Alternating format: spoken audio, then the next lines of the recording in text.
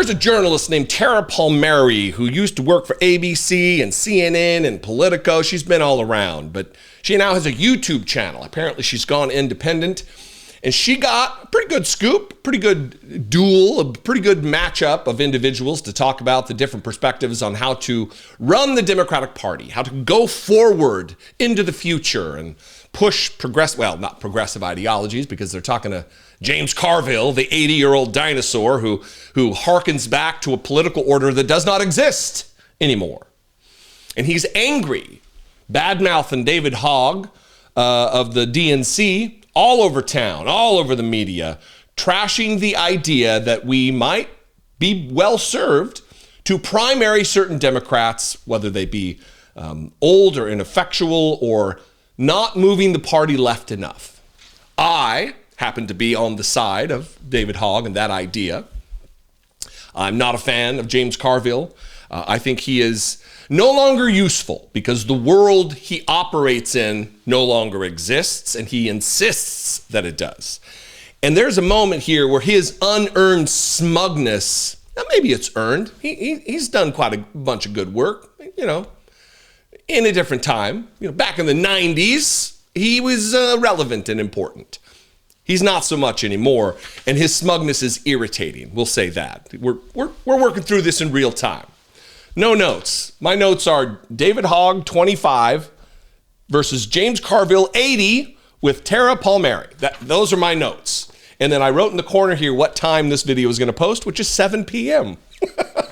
little look behind the curtain. This is how the sausage is made here on the show.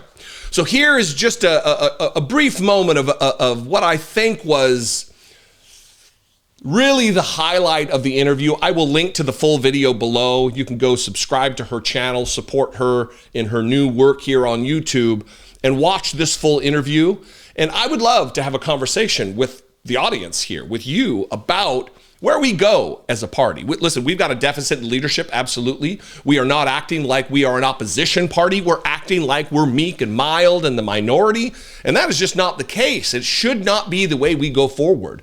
We need to be bold and brash, pushing into the future and driving this party farther to the left. You might disagree. That's fine. This is how we get things done. This is how we come together to find a path forward. Watch this clip, and we'll talk about some of the elements on the other side. But the fact of the matter is, James, there have been vice chairs previously who have done very similar things. I don't understand. You're not going to raise money to run against Democrats, or you are going to raise money to run against Democrats? We're going to do that. We are raising money. We're going to do that. Democrats. That is an abomination. James, you have to understand the nuance here. There's no nuance to it. It's just flat out wrong. It's flat out wrong to use money that we could be used to be. Here's the deal, James. What is your plan to deal with our abominable approval rating? Win elections. You see, against Republicans. Let me finish, okay? Let me finish.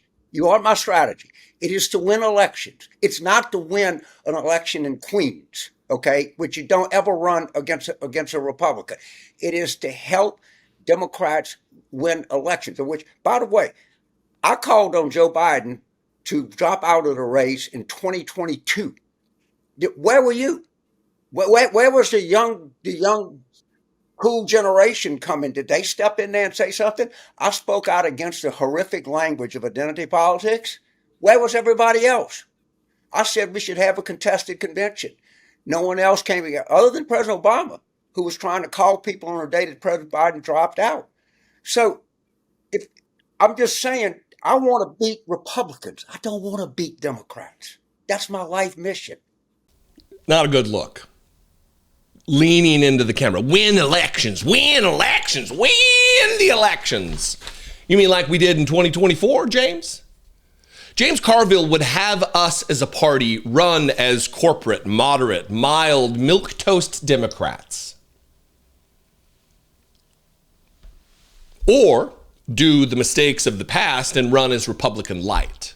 Offer Republicans prime time speaking slots at the Democratic National Convention. A little slip of the tongue because it felt like the Republican National Convention in a lot of ways.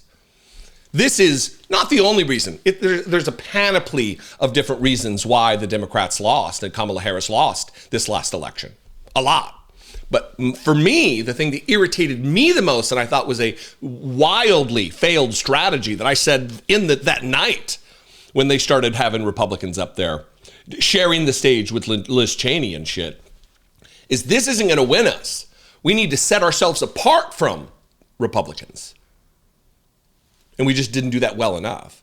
And that is the path forward that James Carville would have us do. Repeat the mistakes of the past rather than, take the advice of somebody who's new in politics. Absolutely. David Hogg, if you don't know, was a school shooting survivor, the Parkland shooting in Florida. And he's done some good work. And you know what? Democrats have failed in strategy for so long. Why not try something else? Why not try, if you're not getting the job done in Congress, you need to go. The Chuck Schumers need to go. The people who continue to vote for the nominees of Donald Trump need to go. Slow walking fascism, bending the knee ever so slightly to Donald Trump, making his job at destroying the country just that much easier. It's an old order. This good friend across the aisle kind of attitudes. The fake congeniality between Republicans and Democrats that used to exist. Joe Biden calling Mitch McConnell an honorable man.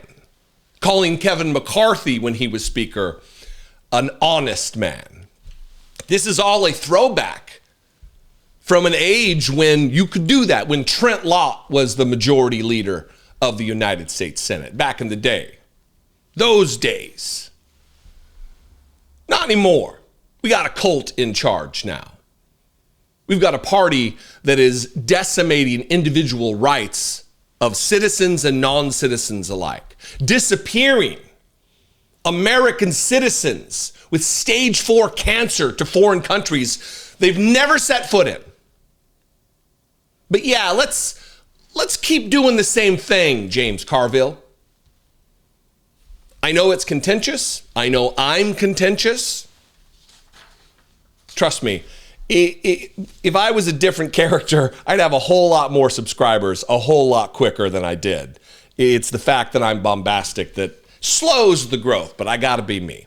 And I would invite you to this conversation. What do you think? Let's talk about it in the comments. You can also call my voicemail line. Leave a fewer than 3-minute voicemail, 714-576-4054. You can also email me daily at Dollemore.com. You team Hogg or you team Carville? I guess you don't have to pick, but if you're leaning one way or the other, I'd love to know. You can just write that, Team Carville, Team Hogg, right in the comments. Look, what a fun little game we can do with the YouTube comment section. If you appreciate what I do and you want to help support this work, help me produce these videos, for $2 a month, you can do it. Click the join button below, become a channel member right here on the YouTube. You can also go over to patreon.com/IDoubtItPodcast. I'm all over the internet at Dollemore, where you can find me. You can probably just Google at Dollemore and it'll all come up. And I'll see you next time. Be genuine. Take care of one another.